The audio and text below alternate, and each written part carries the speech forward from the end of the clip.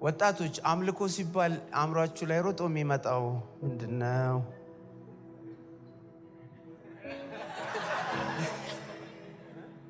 አይደል? ተግባባን? በዚህ ዘመን አምልኮ ሲባል ሮጦ አምሯችን ላይ የሚመጣው ምንድነው? መዝሙር ነው። እሱ የስተት ትምህርት ነው። የስተት ትምህርት ነው። በእግዚአብሔር ቃል ነው ሪፊዩት የምናደርገው። መዝሙር ማን ነው? አምልኮ ኢኳል ቱ መዝሙር የሚል ቲቺንግ የለም። መዝሙር የአምልኮ ትንሽዬ ፓርት ነው እንጂ አምልኮ አይደለም። ትሩ ወርሺፕ ህይወትህ ነው። ህይወትህ ነው። እግዚአብሔር በሰጠህ አካሎች በቅድስና ስትኖር that's worship። እግዚአብሔር የሰጠህን አካሎች ለጌታ ክብር ስትጠቀም እሱ worship ነው። ክብር ለጌታ ይሁን። ክብር ለጌታ ይሁን።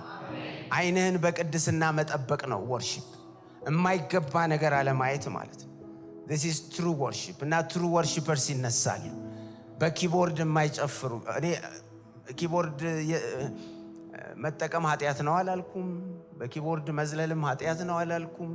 ነገር ግን አይንህ ካልተቀደሰ እየዘለልክ ሴት ልታይ ሁሉ ትችላለህ። ጉባኤው መካከል መጣች ሃሌሉያ ልትሉ ትችል እየሆነ ስለሆነ ነው። ቸርች ውስጥ ቁጭ ብለህ ባይብል አውጣ ስትባል ሞባይል ፎንህን አውጥተህ ቻት ፖርን አሁን እኮ ቸርች ውስጥ ግን እኮ ወርሺፕ ተብሎ የተሰበሰብንበት ቦታ ሰዎች you know what ሴክስቲንግ የተካሄደ ነው ቸርች ውስጥ። ተቀደሰ የተባለው ደግሞ ጥግ ይዞ ኳስ ሁሉ የሚያያል። እንዲህ አይነት ውንብድናም አለ ቸርች ውስጥ። በቃ በእንዲህ አይነት ሁኔታ ውስጥ ነው ያለን። አሁን ግን አምልኮ ወደ ትክክለኛ ወደ ኦሪጂናል ሐሳቡ ሊመጣ ነው። ክብር ለጌታ ይሁን። ስለዚህ ወሲብም አምልኮ ነው። አምልኮ ነው። ለምን ብትሉ ቅድም ያነበብነው እግዚአብሔር ቃል ስለሚል ማንኛውንም ነገር ስታደርጉ ሁሉንም ነገር ለማን ክብር? ለእግዚአብሔር።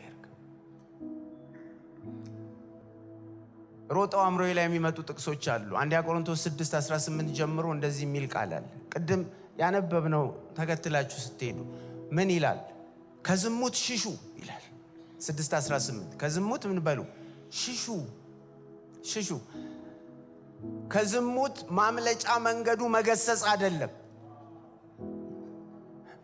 ምትፈተንበት ቦታ ላይ ሆነ በኢየሱስም እያልክ ፖርን ማየት አይደለም። አንተ አይቻልም እንደሱ እየገሰጽክ እንድታይ አይደለም የጌታ ፈቃድ።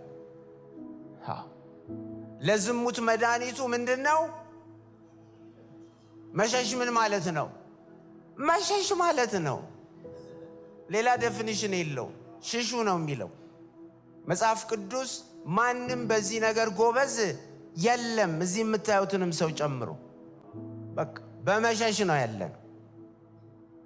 ክብር ለጌታ ይሁን። በመሸሽ ነው ያለነው እንጂ ፈተናው በየቦታው አለ። ጌታም በመሸሽ ነው ያመለጠ። ክብር ለጌታ ይሁን። ክብር ለኢየሱስ ይሁን። እና ከዝሙት ሽሹ። ሰው የሚሰራው ሌላው ኃጢአት ማንኛውም ኃጢአት ከሰውነቱ ውጪ ነው ይልና ክፍሉን እያያችሁ ነው አይደል? ዝሙትን የሚሰራ ግን በገዛ ሰውነቱ በገዛ ስጋው ይሄ ኃጢአት የተለየ ኃጢአት ነው። ሴክሹዋል ኢሞራሊቲ ወሲባዊ ርኩሰት እንደ ማንኛውም ኃጢአት አይደለም። እኔ አላልኩም፣ ይሄው ተጽፏል። እንደ ውሸት አይደለም። ሌላው ኃጢአት ከሰውነት ውጪ ነው።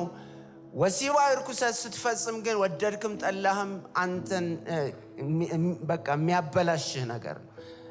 ሰውነትን የሚያበላሽ እና ያንን ሰውነት ዲፋይን ሲያደርገው ቀጥሎ ምን ይላል? ሰውነታችሁ በእናንተ የሚኖረው ከእግዚአብሔር የተቀበላችሁት የመንፈስ ቅዱስ ማደሪያ ቤተ መቅደስ እንደሆነ አታውቁምን? ከኔ ጋር ናችሁ? ምን ማለት ነው? ወሲባዊ ርኩሰት ስትፈጽም፣ ፖርን ስታይ፣ ማስተርቤት ስታደርግ በእግዚአብሔር ቤተ መቅደስ ላይ የሚፈጸም ሸፍጥ ነው። የእግዚአብሔርን ማደሪያ መድፈር ነው። የገዛ ሰውነትን መድፈር ነው። የእግዚአብሔርን ማደሪያ መድፈር ነው። አታውቁም ምን ነው የሚለው? እየሞገተ ነው። እንዴት አታውቁም? this is basic Christian teaching ማለት ነው። ምንም መገለጥ አያስፈልገውም።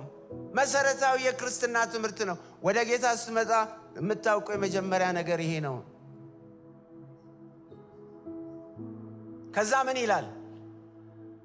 በዋጋ ተገዝታችኋልና ለራሳችሁ ይላል አይልም? እያነበባችሁ በዋጋ ተገዝታችኋልና ለራሳችሁ፣ የራሳችሁም አይደለም ለራሳችሁ አይደላችሁ።